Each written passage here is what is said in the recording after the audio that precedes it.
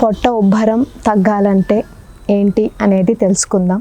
So మెయిన్గా ఏంటి పొట్ట ఉబ్బరం తగ్గాలి అని అంటే ఫస్ట్ టైమింగ్ ప్రకారం ఫుడ్ని పాటించాలి.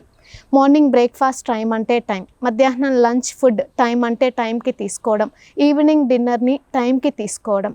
దెన్ మార్నింగ్ బ్రేక్ఫాస్ట్లో కూడా అర్లీగా అంటే ఇప్పుడు ఫర్ ఎగ్జాంపుల్ మనం ముందు రోజు ఈవినింగ్ 7కి డిన్నర్ ఫినిష్ చేసినప్పుడు మరుసటి రోజు పొద్దున అంటే మార్నింగ్ బ్రేక్ఫాస్ట్లో సో 8కి 9కి అలా మన బ్రేక్ఫాస్ట్ ఫినిష్ అయ్యేటట్టు చూసుకోవడం.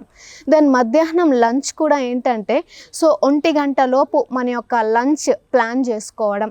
దెన్ ఈవినింగ్ కూడా ఏంటంటే అర్లీగా ఇప్పుడు పడుకునే టైంకి మన యొక్క తినే టైంకి 2 to 3 అవర్స్ ముందు మనం భోజనం చేసేటట్టు మన యొక్క టైం షెడ్యూల్ని ఫస్ట్ ప్రిపేర్ చేసుకోవాలి.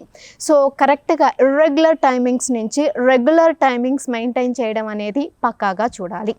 టైమింగ్కి ఫుడ్ ప్యాటర్న్ అనేది చూడాలి. అంటే morning breakfast, afternoon lunch, evening dinner timing ప్రకారం చేయాలి.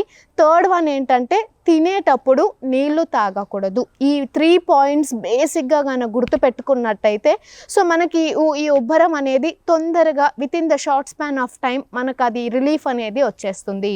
దీంతో పాటు విచ్ ఫుడ్ ఐటమ్స్ అంటే ఏ ఫుడ్ ఐటమ్స్ తీసుకుంటే నేను కమ్బ్యాక్ అవ్వగలుగుతాను చూసుకున్నట్టయితే ఫైబర్ ఫుడ్స్ ఎక్కువగా తీసుకోవడం, సో ఫ్రూట్స్ ఎక్కువగా తినడం, మనం తీసుకునే ఆహారంలో పళ్ళు ఎక్కువ ఉండేటట్టు చూసుకోవడం, ప్లస్ వెజిటేబుల్స్ అంటే వెజిటేబుల్ కర్రీస్ కానీ లీఫీ వెజిటేబుల్స్ కర్రీస్ కానీ డైలీ రొటీన్లో మనం ఎక్కువ ఉండేటట్టు చూసుకునే ప్రయత్నం డెఫినెట్గా చేయాలి. సెకండ్ వన్ ఏంటంటే ఎక్సర్సైజ్ అనేది ప్రాపర్గా చేయాలి. ఎందుకు ఎక్సర్సైజ్ చేయమని చెప్తున్నాను ఇక్కడ అంటే ఇప్పుడు మనం తిన్న ఫుడ్ అది డైజెస్ట్ అవుతుంది, జనరల్గా కూడా డైజెస్ట్ అయ్యి బాడీకి అంతా కూడా గుడ్ ఎనర్జీ ఇస్తుంది.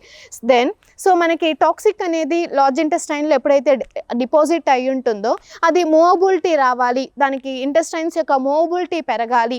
సో మనం తిన్న ఫుడ్ అది అరగడానికి కానీ బాడీ అబ్జార్ప్షన్ తీసుకోవడానికి మేబీ ఎలిమినేషన్ ప్రాసెస్ అంతా మనకి జరగాలి అని అంటే so compulsory and daily activities you have to practice yoga, walking, ఏదో ఒకటి మన యొక్క లైఫ్ స్టైల్లో ఇది రొటీన్ చేసుకునేటట్టు చూసుకోవాలి.